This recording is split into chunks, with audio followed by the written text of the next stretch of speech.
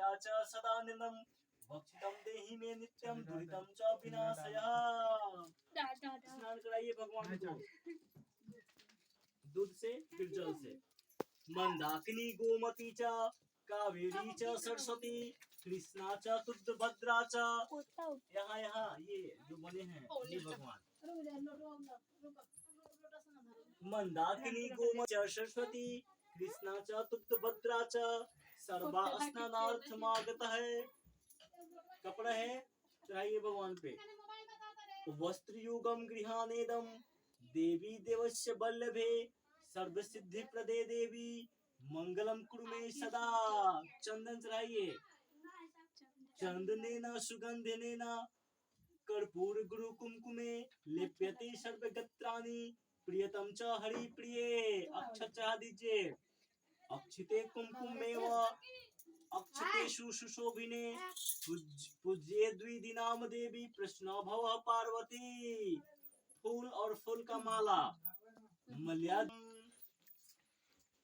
धूप धूप के लिए आग नहीं जलाए। मध्य मनोहर भगत्याम दतामया देवी धूपोहम प्रतिगृहीताम।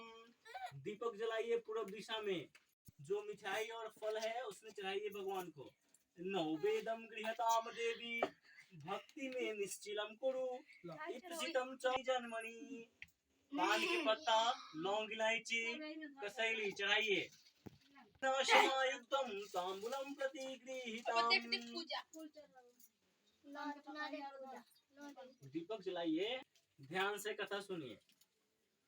सूत जी कहते हैं मंडार की माला से जिन पार्वती जी का केश पास अलंकृत है और मुंडों की माला से जिन शिव जी की जटा अलंकृत है, जो पार्वती जी दिव्य वस्त्र धारण की हैं और जो शिव जी दिगंबर हैं, ऐसे श्री पार्वती जी तथा श्री शिव जी को प्रणाम है।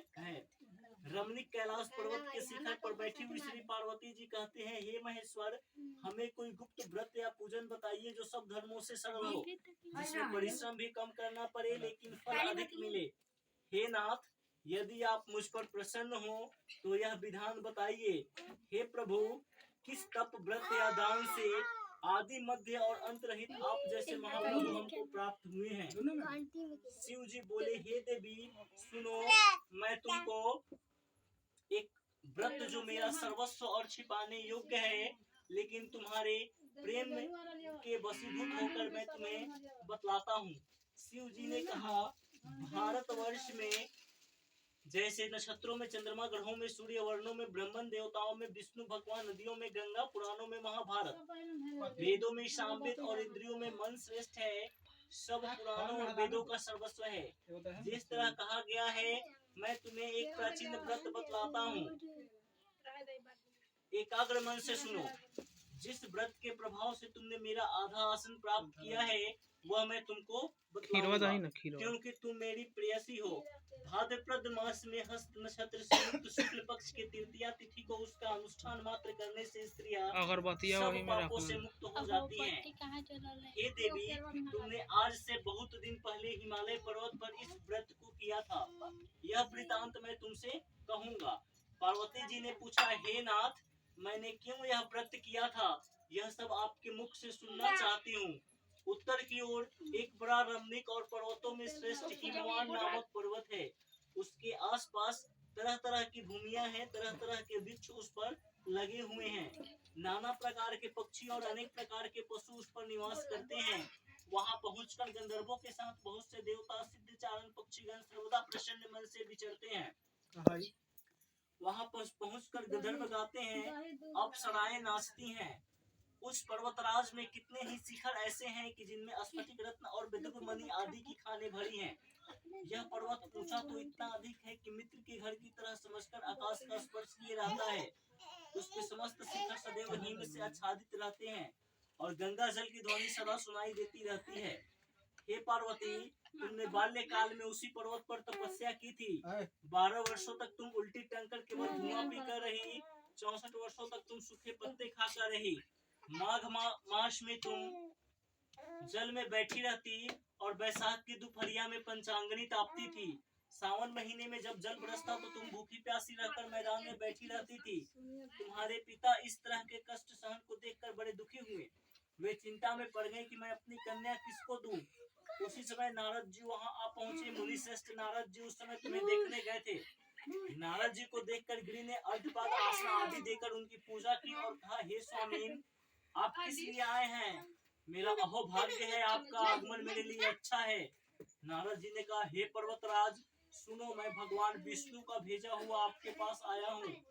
आपको चाहिए कि यह योग्य कन्या रत्न किसी योग्य वर को दें। भगवान विष्णु के समान योग्य वर ब्रह्मा, इंद्र और शिव इनमें से कोई नहीं है। इसलिए मैं यही कहूंगा कि आप अपनी पत्नी भगवान विष्णु को ही देवें। हिमवान ने कहा, भगवान विष्णु स्वयं मेरी कन्या ले रहे हैं और आप यह संदेश लेकर आए हैं, तो मैं उन्हें अपनी कन्या दूंगा। हिमवान की इतनी बात सुनकर मुनिराज नारद आकाश में विलीन हो गए। वे पीताम्बर, शक्र, चक्र और गदाधारी भगवान विष्णु के पास पहुंचे। वहां हाथ जोड़कर नारद जी ने भगवान विष्णु से कहा, हे देवो, सुनिए, मैंने आपका विवाह पक्का करा दिया है। उधर हिमवान ने पार्वती के पास जाकर कहा कि हे पुत्री, मैंने तुम्हें भगवान विष्णु को दे डाली। तब पिता की बात सुनकर तुम बिना उत्तर दिए ही अपनी सखी के घर चली गई। वहीं जमीन पर पड़कर तुम बड़ी दुखी होती हुई विलाप करने लगी। इस तरह से विलाप करते हुए देखकर सखी बोली, तुम क्यों इतनी दुखी हो? इसका कारण बताओ।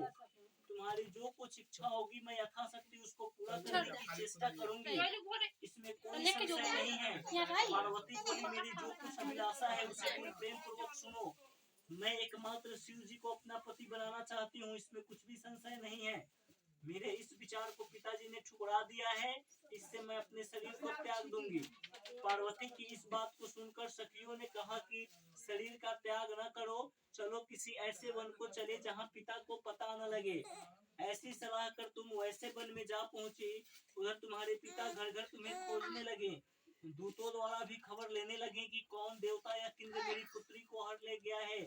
उन्होंने मन ही मन कहा, मैं नारद जी के आगे प्रतिज्ञा कर चुका हूँ कि अपनी पुत्री भगवान विष्णु को दूंगा। ऐसा सोचते सोचते हिमवान मूर्छित हो गए। गिरिराज को मूर्छित देखकर सब लोग हाहाकार करते दौड़ पड़े। जब होश हुआ तो सब पूछने लगे कि गिरिराज, आप अपनी मूर्छा का कारण बताइए। हिमवान ने कहा, आप लोग मेरे दुख का कारण सुने, न मालूम कौन मेरी कन्या को हर ले गया है।